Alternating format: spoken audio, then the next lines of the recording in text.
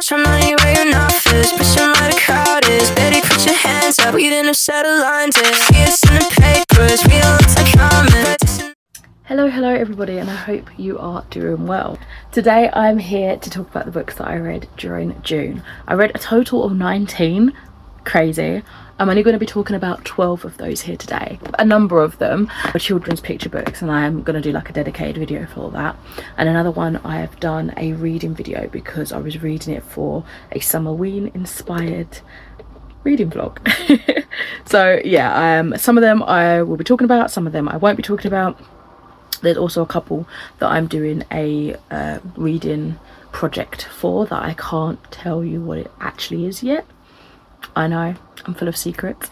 But let's just jump into the books that I can talk about. Actually, I just realised the first one that I was going to discuss, I've already done because I was on book tour for it at the beginning of the month, and that is Gothic by Philip Fracassi. I was on the Black Crow Books tour. They kindly sent me out this lovely copy as well, which was very gratefully received. So I gave this a 3.5 out of 5 stars, and if you are reading for Summerween this year, which officially starts I think July the 3rd, then this could be one that you might be interested in picking up.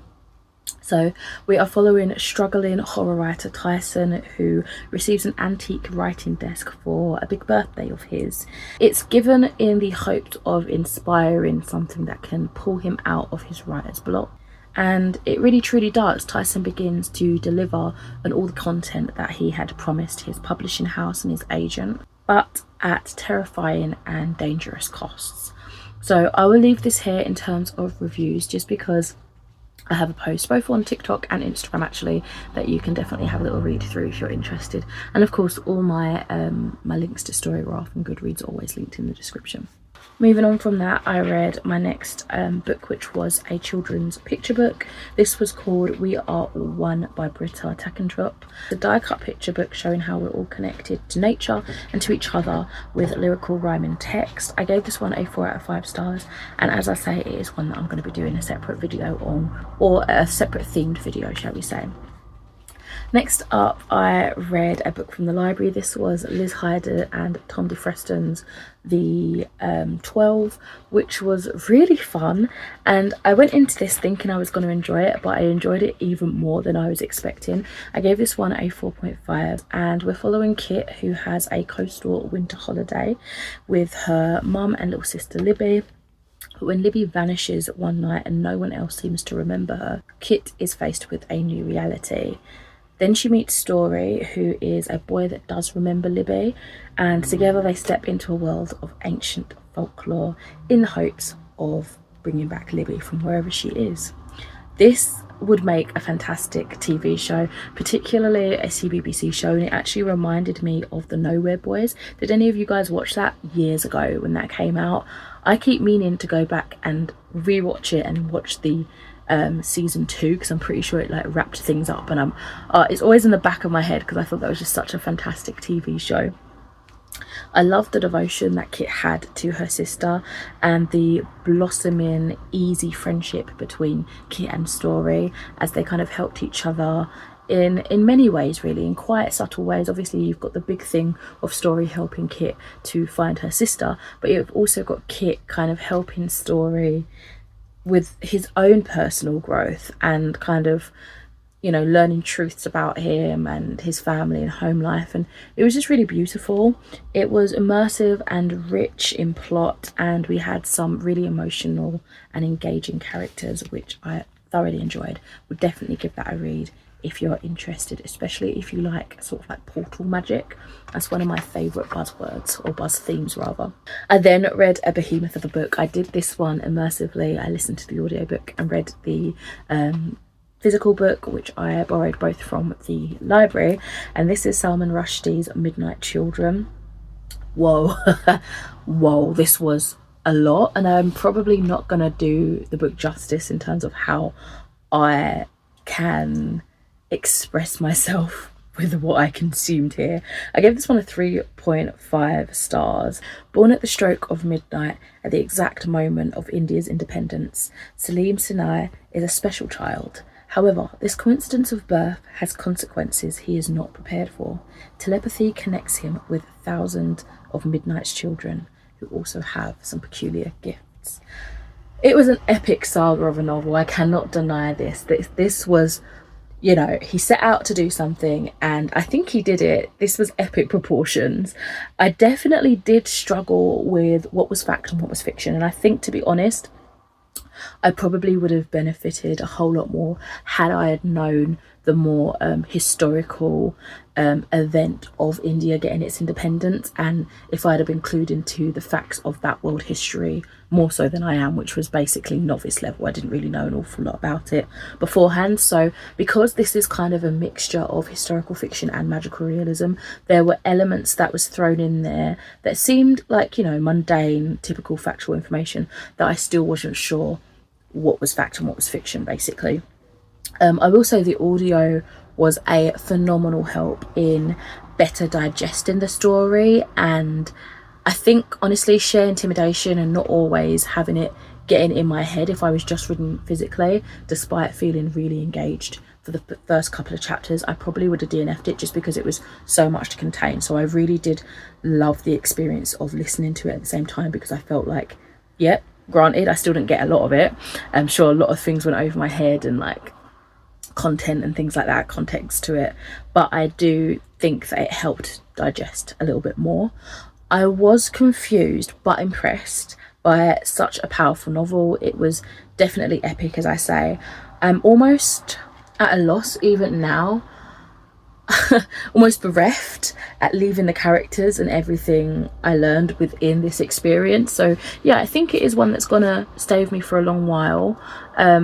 I do need to know some more like historically factual information about that period of time in history, but I think if you already have a lot of information about you know, the uprising of independence within India, then you'll probably jump into it and be like, yep, I can definitely clearly see that this part's magical realism and this part is actually drawing on real history, and not have the same struggle as I did. But yeah, a really interesting book, and I ended up picking up another Salman Rushdie's books later on at the month. In fact, it was the very last book that I read that I'll get to shortly, maybe a little bit longer than shortly. Picked up another picture book. There was quite like a new stock selection at work, so I had to go through some of the really cute picture books. And again, I won't tell you like my thoughts on this because it will be in a separate video, but this was I Want Everything by Sophie Henn, and it is a book about, you know, the things that we really want in life aren't always things. So yeah, I'll leave that there. Started my very rather heavy manga reading month. Wasn't intentional, but that's probably why my reading stats have bumped up kind of astronomically for the month of June. But I kicked it off with Lynn Okamoto's Elfin Lied, which was a omnibus bind-up edition, which had I think volumes 1 to 3 of the regular standard print combined into it, from what I understand. This is a horror sci-fi kind of mystery genre of a book. Captured and isolated against their will, the Diclonus species are a threat waiting to break free. When Yu escapes the research facility, she manages to find safety in 2 friends, but for how long? I gave this one a 3 out of 5 stars. This was such a blast from the past, and I did love the anime when I was a kid, and probably far too young to be watching something as violent as this is. And though enjoyable, the manga was so different, in good ways and in bad ways. In some of the bad negative ways, I would say it was really lewd, which took me out of the story quite a lot, and I really don't remember any kind of over the top nudity within the anime. Either that or it just didn't affect me, or like I didn't notice it as a kid watching it, I guess. But yeah, it just seemed like there were so many scenes where they were like panty shots, and like these are a young cast of characters as well, so it was gross. But I did love the sci-fi plot that we have, and I really can see how this inspired the Duffer Brothers to create Stranger Things. I wasn't a fan on the bonus short stories that were included at the end, or the illustrations. The illustrations are, this sounds really awful, but it's really ugly. Like they're very square, blocky drawings. But this reading opened me up to a lot more content. There was so much more to the story that the anime really skipped out on. I feel like the anime was like 8 or 10 episodes, and it finished, from what I remember, in like the first half or the first third of this bind up. So I was like, God, there's like so much. So they must have skipped so many volumes and then like wrapped it up to the end. And to be honest, I can't really remember how it ends. So I am looking forward to like going along and picking up the rest of the volumes to see how the story does end and if it triggers a memory of my time watching the anime, I guess. Okay, next up I read Motherfucking Sharks by Brian Allen Carr. This was a NetGalley arc, and unfortunately I really didn't like it. It's a horror, it's very dark thriller vibes, and I think it is a re-release because some of the reviews I was seeing were from years ago, like 2013 I think it originally came out. So I don't know if it's been like reprinted or they're just doing a push, maybe another new book's coming out from this author and they kind of want to build up anticipation. I don't really know, but the to summarize it, it's what would happen to a struggling ghost town if flying sharks attacked it. And I thought that sounded batshit crazy and insane. And I thought, oh, I'm going to be in for a real wild ride. And I was, but not in the way that I hoped for. I ended up giving it a 1 star. I didn't like it at all. I thought it was going to feel like how I imagined the Sharknado disaster movie vibes would feel. But it was just vile for no reason. There was a really gross, like, incesty scene. It was just so odd. And to be honest, this is worrying. There's incest. Well, there's cousin romantic feelings. And I don't know how close a cousin they are in the Elfin lead one. And I swear in another book I read later, there was like a weird, there's a weird sibling dynamic in one of the stories. I don't know why. It's like you read something and the algorithm's like, yeah, and this, and I'm like, but I don't want it, I swear. Anyway, moving swiftly on. Something that was an absolute delight to be back into the world of. This was The Little Grey Girl by Celine Kiernan, and this is the sequel to Begone the Raggedy Witches, part of the Wild Magic trilogy. We're of course following courageous young Mupp and her family, and they are trying to heal and restore the kingdom when they uncover an ancient and powerful anger. This one a 4 out of 5 stars. I loved jumping back into this world. There was something so almost nostalgic, even though I only read the first book like last year. It's just got that writing style that really feels homely and comforting, even if crazy awful things are happening, right? It was great to see Mupp interacting with her family more in this one, and I think that's something that I would have loved to have seen in the first book. I think I remember one of my critiques being I wanted more sort of conversations with her and her mum, that sort of thing. But I was upset with how she kind of pushed to the side Crow's feelings.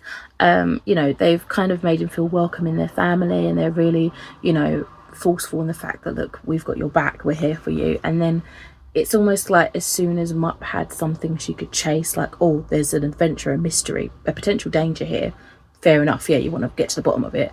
But it was almost at the, you know, the extent of losing a little bit of Crow, who's supposed to be her best friend. So yeah, that was a little bit sad. I appreciated how it all resolved and the conversations that kind of came from that, but it was just, it was so sad. The Grey Girl's power reminded me so much of One Piece's Miss Golden Week. I'd recently finished season 2, I think, yeah, season 2 of One Piece, and that character was so creepy. I think what they both have in similar is that it's sinister because of the innocence of it. So there's this power with like drawing and making, you know, juvenile little drawings that you'd scribble on the ground like in soil, or draw with chalk on the wall or whatever.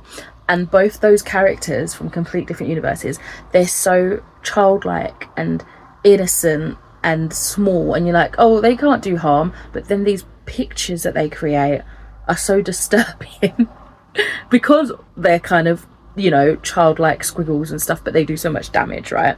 So I thought that was really interesting, and it was cool to see that in 2 forms of media that I've enjoyed recently.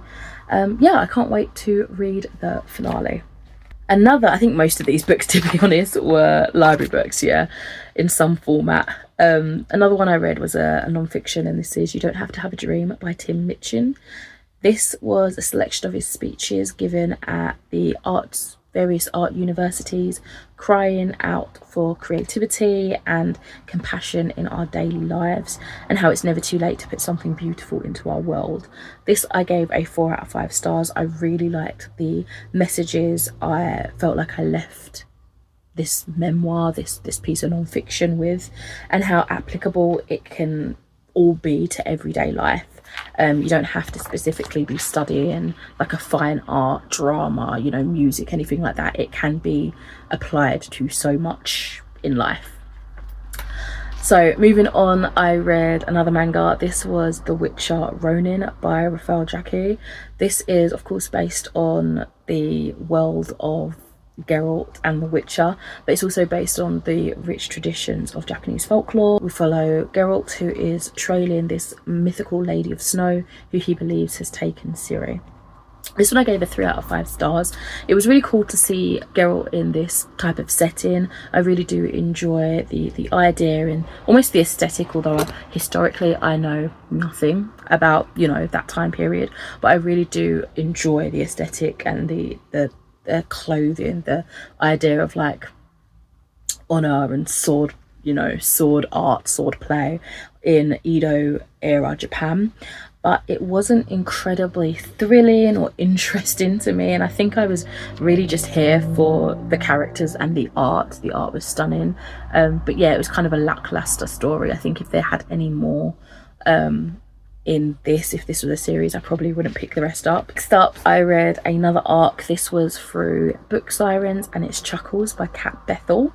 This is spicy and dark monster horror. I do believe it is a second in a sort of not connected series called the Monsters Prey series. So, following the trail of missing kids, Esme has been hunting for the monster that stole her daughter and killed her husband 5 years ago. This one I gave a 4.5 out of 5 stars. It had such a solid plot that took more of a focus than I was expecting it to. And it's something that I really enjoyed, because I thought it was just going to be like complete smut central, which I still probably would have enjoyed, but the fact that we had a really strong plot that we could follow, we could take our time to navigate this world and learn about our main character Esme and kind of her drive for this hunt that she's on, was really good for me as a reader that loves to be character focused. Romance general side of it was just as good as the spicy scenes, and as I say, the general storytelling was awesome as well. We did have a rather sadistic love triangle that was very addictive and full of desire, again handled really well. There were some emotional themes to this, and I think that sort of just wrapped up an overall great story. So again, I will pick up another Kat Bethel book, especially within this A Monsters Prey series. I am currently reading I guess it's kind of monster romance, but not a part of this. I think that's what Kat Bethel was like known for, but I'm reading another book by her at the minute. It's like a mermaid romance kind of fated mates thing, called Maelstrom, and it threw me off because I thought both characters were going to be mermaids. I just assumed one's a fucking megalodon, like what the anyway, I digress. The next 3 books, sorry, are picture books, so I'm just going to quickly whiz through those names, and if you're interested, if you've got young ones in your life and you want some ideas of what to read with them, what's new that's coming out, that sort of thing, I'll try and get that video created for you sharpish. So that is The Magic Feather by Julia Donaldson, which I gave a 4 out of 5 stars. Put Your Record On by Corinne Bailey Ray, which I gave a 5 out of 5 stars. Little Sheku and the Animal Orchestra by Sheku Kanar Mason, which I gave a 3 out of 5 stars. And now we can move on to the other books, and I think the first one of those in my new diary, because I finished this one, might be a book that I can't talk too much about because I'm doing a vlog for. So I will quickly give you the title of that, and then I will move on to what I can talk about. So for this super secret project that I'm reading for at the minute, that I'll tell you about sooner than I have with something similar in the past, if you know you know. I'll have a reading vlog about that experience and the books that I read for it, probably end of July, August maybe is what I'm anticipating at the minute. But this was one of the books. It's a manuscript for Bitter Melon by Liv Little. Yeah, I loved it. I thought it was fantastic. Keep your eyes peeled for that reading vlog with the reviews and everything in it. Also, this is my kind of like setup for this reading journal. I think I got this out of the works. It was like £5. It says it's the Paper Place. I don't know if you recognise that kind of logo. Looks like that at the front, and yes, I've still got the sticker on it. I don't know if I'm gonna just chuck stickers on top of it, so that's why I've not really bothered scratching that off. But I like that it's actually laid out for you, and I've not let that stunt my customization. I've still put stickers around it and made it like cutesy and nice. Like I made like a little envelope for the pages of quotes that I had for that particular book. So yeah, that's been fun. Another little one. So the next book in my brand spanking new reading journal is Clara and the Devil by Olivia Blake and Little Chimera. This one I did for the Summerween inspired video. So I wanted all summer really to be filled with spooky books and Summerween-ish content. So even though I'm posting the first video like on that week, I think the Saturday of that week of this readathon, I might still pump out a couple of like dedicated Summerween vlogs and name them Summerween 1, 2, 3, you know. So if you're reading like that all throughout the summer too, you have some content to partake in and enjoy, maybe get some recommendations and things like that. So I did this in one sitting. It's a graphic novel that's recently come out. I think volume 2 is already out as well, and I really had a great time. Definitely check out that video. I think I've got it posted for Saturday the 4th of July. The readathon starts on the 3rd of July, I do believe, so this will be my first little video, and then I'm hoping to have a bonus video on the Monday, potentially Monday, Tuesday, my usual upload on Wednesday that I'm hoping will be Summerween related, and then I think it finishes on like a Thursday or something, but I might end up having the Saturday or whatever still related if I don't continue on anyway throughout that month with the Summerween vibes. We'll just see how much I can read, because obviously I'm reading for like purpose, I guess, for specific reviews and things like that. So it just depends how many hours I have in a day. And where it's been so hot as well, we've had like this awful heat wave, and I have struggled to consume anything really, because my mind has just been so buggled and deprived of hydration that I read a line and then I just gaze into the distance and I read that same line over and over again. My focus has not been there. Anyway, so that was that for Clara and the Devil, and then I think I've got 3 more books. Yeah, 3 more books and then we're done. So another manga I read digitally. This one was Wandering Witch Volume 1 by Tsuki Nano and Georgie Shirashi. This I gave a 4 out of 5 stars. It's a tale of a young witch's travels based on the light novel series. Ever since she was little, Elena has dreamed of following in the footsteps of her childhood idol, the witch Neek, and travel the world. Now a full-fledged witch herself, Elena sets off on her own journey to expand her horizons. This honestly didn't read like an adaptation of anything, despite being, you know, originally a full novel, like a light novel, which is something that I think was quite good, because I didn't feel like I was missing out of any of the story or lost in terms of context or anything like that. So I could just throw myself right in and enjoy it. Honestly, I didn't know that it was an adaptation until I looked back over at the blurb. I think I was nearly done with the story, and I was just reading the blurb to start writing it down in my little book, and I was like, oh, that's why there was so many different versions when I was choosing which one I was reading. I was like, oh, okay. But yeah, at the time I didn't think too much of it. Elena as a character is super snarky, very full of herself, very arrogant, but it is so satisfying when she gets knocked down a peg or two, when she's humbled, particularly by her teacher. I thought that was quite a brilliant learning experience. I just wish she'd taken that humble nature a little bit more with her on her travels. I would have loved to have seen more of the schooling environment with her in it, like with her peers, just to get a better sense of Elena's history And I think it would have added more of a richness and depth to the story that we sort of lacked.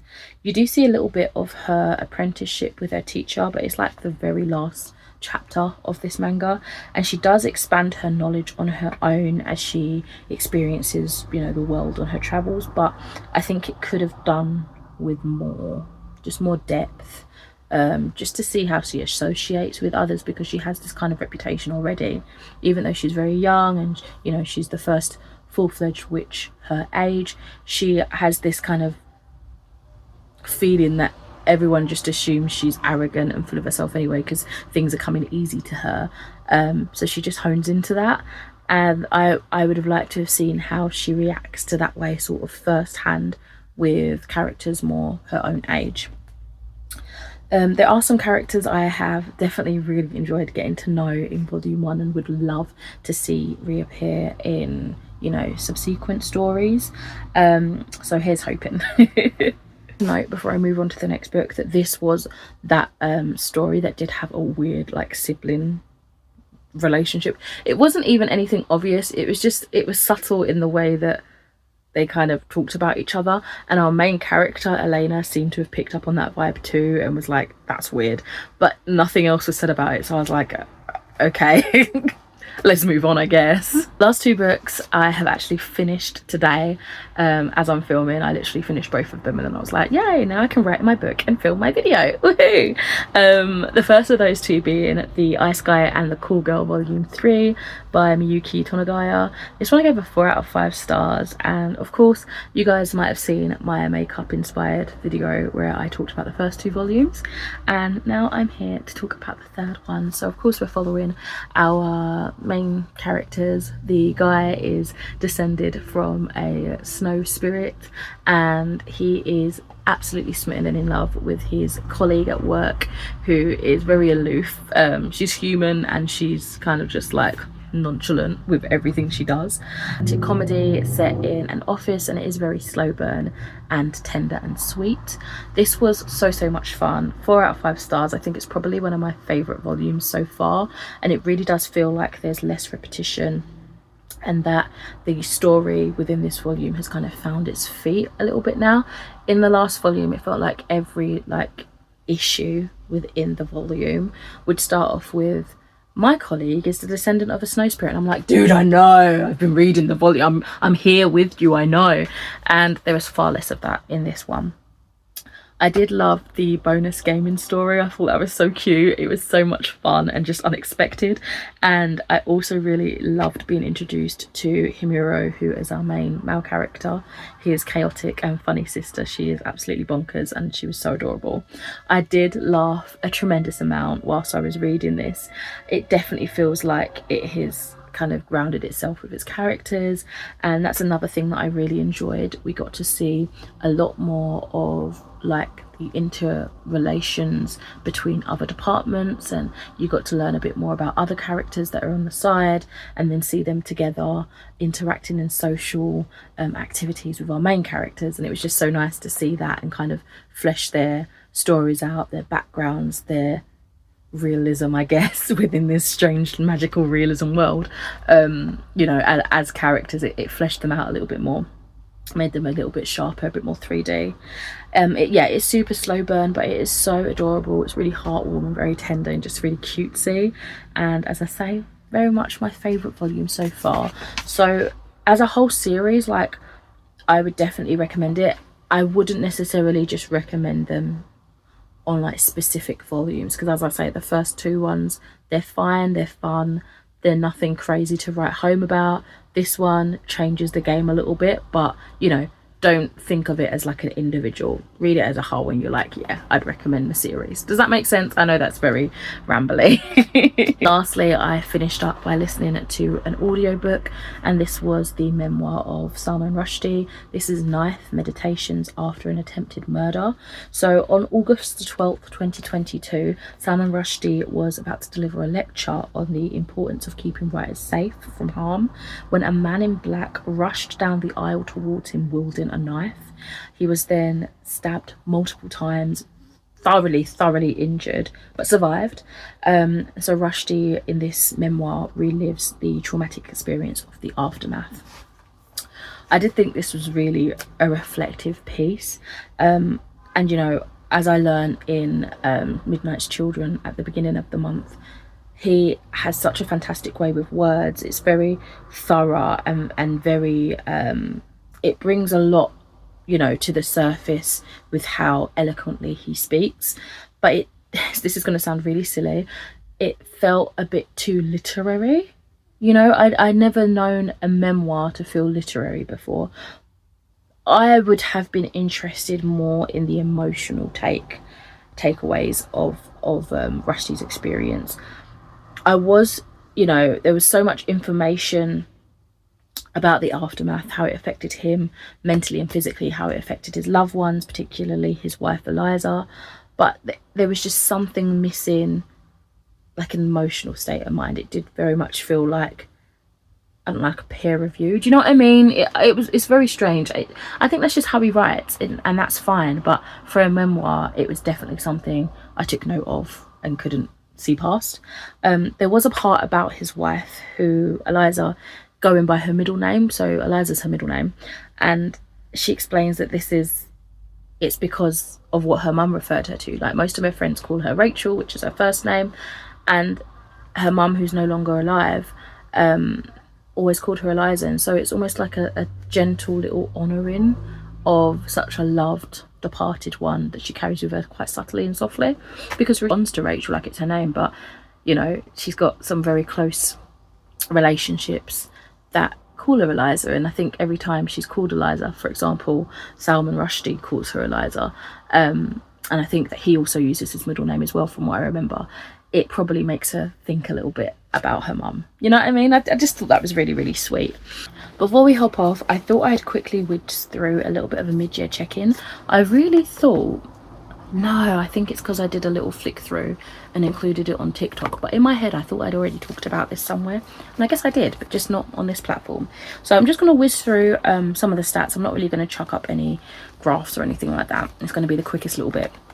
So this is all from like the beginning of June. So the books read at that point was 59. I had read 13,265 pages and 97.48 hours listened to. Percentage of the books that were arcs or book tours, this was 20, including the Wilbur Smith thing that I read for. The ratio of non-fiction to fiction, non-fiction is 4% at that point. It's probably gone up a bit now because I've read a couple of non-fiction this month, to 96% being fiction. I might as well show you. Oh, I've dropped everything. Might as well show you the page, because not that you can see much, but you know, a little bit of something. In terms of my top genres, of course, fantasy's on there, horror, mystery, romance, historical, and thriller. And my most read authors, I've read 2 books from each of these authors. So at that point anyway, Shari LaPena, David Hardy, Tui T. Sutherland, Emily West, and Miyuki Tonagaya. Average star rating is a 3.76. Just show you that. Top books, I would say at that point, when I was just doing all the stats and stuff before actually reading anything for the month, or reading very little for the month, I would have rated Boudica's Daughter, Know My Name, and The Nightmare Before Christmas. Oh, as well as The Tarot Reader of Versailles and How to Survive Camping. And it's interesting that 2 of those books were on the Wilbur Smith reading panel that I was reading for, and 2 of those were shortlisted, which is awesome. I've also got 5-star books, so 11 books I've rated 5 stars so far, and they are Know My Name, Winter Turning, Brownstone, The Nightmare Before Christmas, Merrily Ever After, Childhood Friend Complex, The Horn of Onyx, The Tarot Reader of Versailles, Boudica's Daughter, The Man with No Shadow, How to Survive Camping, and The Cafe at the Edge of the Woods. I'll show you that page as well. Okay, I have I've borrowed 37 books from the library at that point, so that's audio, physical, digital, And my physical TBR, I had only read 9 books from at that point. Bad, isn't it? And yeah, achievements, I've just written that I read for Black Crow PR and Wilbur Smith Adventure Writing Prize, and I did 2 buddy reads. They Fear Not Men in the Woods by Gretchen McNeil. I read that with Sneha on TikTok, and I also read Lady Macbeth by Ava Reid with one of my besties, Chloe. And so there are those pages, and I do believe that is it for my midway check-in. Anyway, my friends, those were the 19 books I read. Only talked about 12. Let me know what you've been reading in June. I hope you've been keeping it as cool as you possibly could if you were also in an area that was suffering a heat wave. And yeah, I look forward to catching up with you later on in another video soon. Thank you for watching. Bye.